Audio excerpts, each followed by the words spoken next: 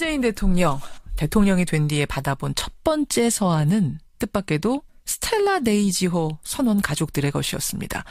국민들에게는 이제 이름조차 가물가물한 급의 스텔라 데이지호.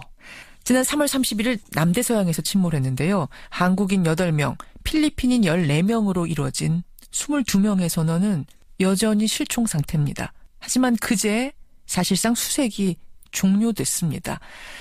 가족들이 일주일째 선사 사무실 앞 인도에서 천막을 치고 있다는데요. 이들이 대통령에게 서한까지 보내게 된 이유 직접 들어보죠. 스텔라 데이지호 실종선원 가족의 대표세요. 허경주 씨 연결합니다. 허경주 씨 나와 계세요. 네. 예. 가족 중에 어떤 분이 실종 상태입니까? 저한테는 막내 동생이고요. 예. 배에서 포지션은 2등 항해사였습니다. 지금도 선사 앞에서 저 천막에 계시는 거예요? 네, 그렇습니다. 근데 솔직히 많은 국민들이 스텔라 데이지호 사건이 뭐였지? 그 자체가 좀 가물가물한 분들도 계실 거예요. 네, 대부분 많이 모르시더라고요. 그렇죠. 그래서 대체 서한은 왜 보내셨는지 이것부터 얘기를 좀 해주셔야 될 것 같습니다. 어떤 편지입니까? 대통령께 부탁을 드리고 싶었어요. 나라에서 좀 수색을 지속해 주시고 국민들이 나라를 믿게 해달라고 그런 내용을 담았습니다. 그러니까 수색을 지금 중단할 것이 아니라 계속해서 좀 할 수 있도록 정부도 좀 도와주시라 이 말씀이시군요, 한마디로. 네, 맞습니다. 예. 근데 외교부에서 여기에 대한 반박이 나왔습니다. 몽고하니 장기 수색을 위해서 해당 지점을 통과하는 선박에게 수색 요청하는 어떤 수색 방법을 바꾼 거지 수색을 종료한 게 절대 아니다. 수색 종료가 아니라는 입장인데요. 근데 그게 정말 말이 안 되는 게요. 예. 이미 추가로 투입되어 있던 선박들을 다 뺐어요. 복귀하라 항구로. 그런 식으로 명령이 나왔고요. 예. 그 상황에서 지나가는 선박이 있을 때만 둘러보다가 있으면 신고하라. 이런 식으로 나오는 건 전혀 의미가 없습니다. 사실상의 수색 종료이지 통항 수색을 하니까 현장 수색을 안 해도 된다는 건 핑계다. 말장난이라고 보시는 거예요? 그렇죠. 알겠습니다. 아니 근데 스텔라 데이지호가 남대서양에서 침몰한 게 지난 3월 31일이죠? 네. 그럼 오늘로 실종된 지가 42일째. 네. 그러다 보니까 이제 들으시는 분 중에 아니 참 안타깝지만 희망을 갖기에는 너무 오래된 거 아니냐. 이제 가족들 마음은 이해해도 이제는 좀 놓을 때가 아니냐. 이런 분들 계실 것 같거든요. 물론 사람이 버틸 수 있는 시간이 한계가 있죠. 예. 그런데 배에 실려 있었던 구명 뗏목 중에서 한 척이 아직 발견이 안 됐습니다. 그 뗏목 속에는요. 예. 이런저런 낚시 도구 같은 즉 생존을 위한 도구들이 구비가 돼 있었어요. 예. 현지에는 계속 비가 왔고 예. 2, 3일마다 충분하게 비가 내렸거든요. 비가 계속 왔고 그리고 일반인이 아니라 훈련받은 선원들이고 예. 그렇기 때문에 구명거래 타고 있다면 충분히 생존할 수 있다라고 저희들은 믿는 거죠. 근데 아마 42일간 최선을 다해서 선사나 정부나 뭐 수색을 했다면 아마도 수색 종료한다고 할 때 가족들이 수긍을 하셨을 거예요. 그렇죠. 근데 지금 이렇게까지 분노하고 서한까지 보내시는 이유는 그동안 뭔가가 좀 안 됐던 모양이죠? 조금 안 된 게 아니라 거의 안 됐었습니다. 처음에 사고가 발생했을 때 어떤 종류의 사고든지 간에 예. 구조 골든타임이라는 게 있잖아요. 초동 그렇죠. 대처가 중요하다는 건 다들 아실 거예요. 예. 그런데 선사는 이유를 밝히지 않고 있는데 12시간이나 늦게 신고를 했습니다. 알고 나서도 네. 인지하고 나서도? 네. 3월 30일 밤 23시 20분에 예. 최초로 배가 침몰하고 있다라는 침수되고 있다라는 카카오톡 메시지를 받고 인지를 했고요. 예. 그로부터 12시간이 딱 지나고 나서 다음날 오전 11시가 넘어서야 정부에 최초 신고를 했어요. 왜 그랬다고 해요? 이유가 없습니다. 미처 생각을 못했대요. 정부에다 신고해야 되는 걸 생각을 못했다고 합니다. 자, 일단 거기서부터 늦었고 그 다음에요. 그리고 정부에다가 신고한 뒤에 최초에 해경에서 신고를 접수하고 해수부를 통해서 외교부에서 그날 오후 1시 정도에 대책반이 만들어지고 나서 그날 저녁 7시에 저희 가족이 외교부를 찾아가서 예. 물어봤어요. 뭐 하고 있냐고. 어허. 지금 무엇을 하고 있습니까? 예. 그랬더니 거기서 나온 답이 침몰한 선박을 찾고 있다 그랬어요. 예. 그럼 지금까지 7시간 동안 도대체 뭘 했냐. 어이없게도요. 대통령 권한대행한테 보고할 문서를 만들었다. 그리고 언론에 뿌릴 보도자료를 만들었다. 7시간 동안 그냥 시간을 보내고 있었던 거예요.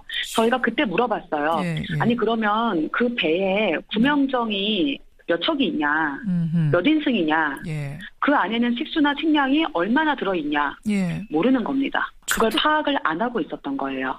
그 후로는 그 후로도 뭐 비슷합니다. 사건 발생 후 22시간이 지나서야 우루과이 쪽에다가 침몰한 선박이 아니라 구명정을 찾으라라고 지시가 내려갔고요. 예, 예. 그 후에도 사건 발생 4일 후부터 저희가 계속 요청을 했던 게 인공위성으로 좀 수색 지역을 찍어달라.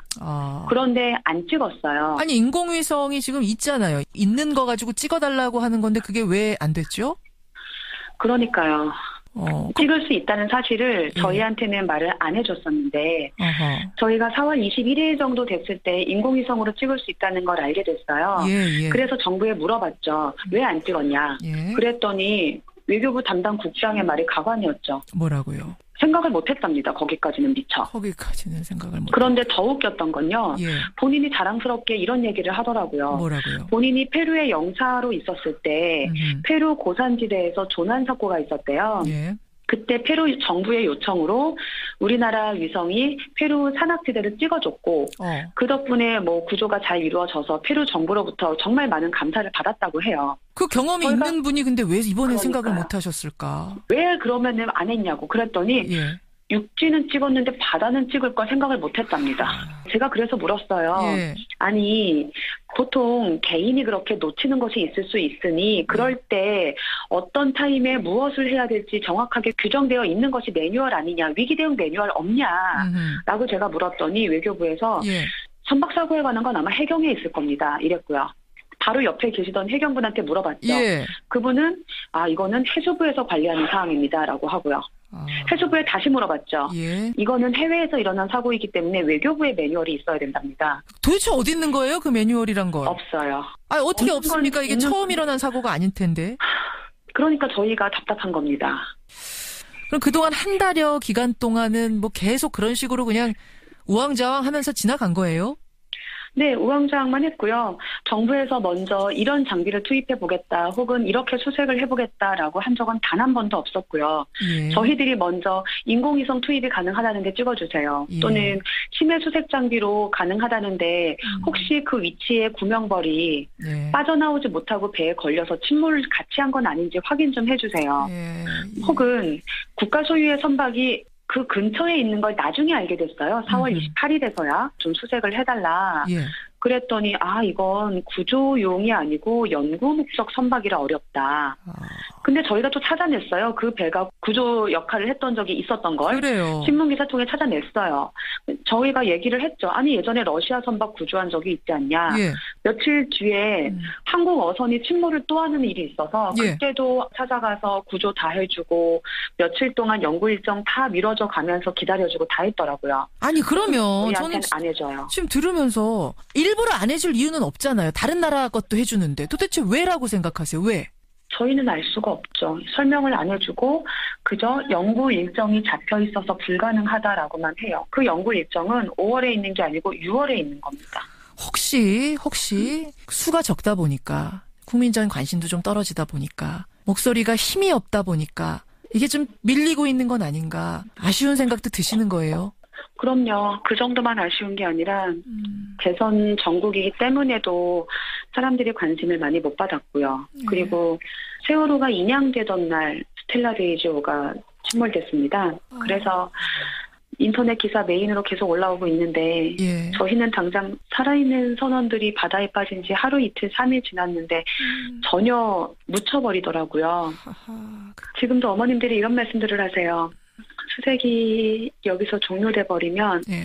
나중에 우연하게 구명벌을 찾았는데 그 안에 선원들이 타고 있었고 이 사람들이 구조를 기다리다가 너무 오래 지나가서 돌아오지 못하는 상태를 발견되면 어떡하냐고 그런 걱정을 제일 많이 하시거든요. 그래서 저희가 계속 수색을 조금만 더 해달라고 하는 건데 선사도 안 해주지만 정부에서 나 몰라라 하고요.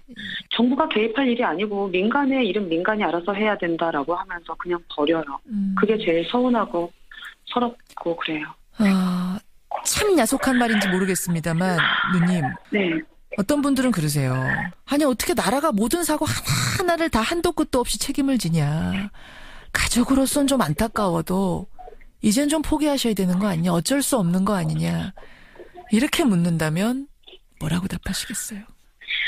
정부가 모든 책임을 다 지라고 요청한 적이 저희가 없었어요. 일단 선사가 기본적인 책임을 져야 하고 처음부터 끝까지 모든 책임이 선사에 있는 건 맞습니다. 예. 그런데 선사가 그 책임을 다하지 않을 때는요. 예. 그럴 때 국가가 나서주는 것이 국가의 존재 이유잖아요. 물론이죠.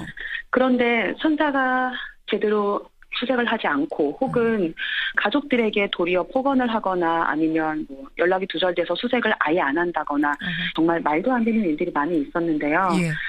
그런 선사를 관리 감독이라도 해달라고 저희가 부탁을 한 거거든요. 예, 예. 근데 그것조차 안 해줬었고 그것조차. 못해서 안 하는 게 아니고요. 안 하고 있는 거거든요, 지금. 알겠습니다. 문재인 새 대통령에 보내는 첫 번째 서한의 주인공이 될 거라고 상상도 못 하셨죠? 이런 일을 겪을 거라는 상상 자체를 안 하고 살았죠. 그렇죠. 그렇죠. 힘내시고요, 누님. 끝까지 관심 가지고 지켜보겠습니다. 고맙습니다. 고맙습니다. 예. 지난 3월 남대서양에서 침몰한 스텔라 데이지호에서 실종된 선원가족 허경주 씨 만났습니다.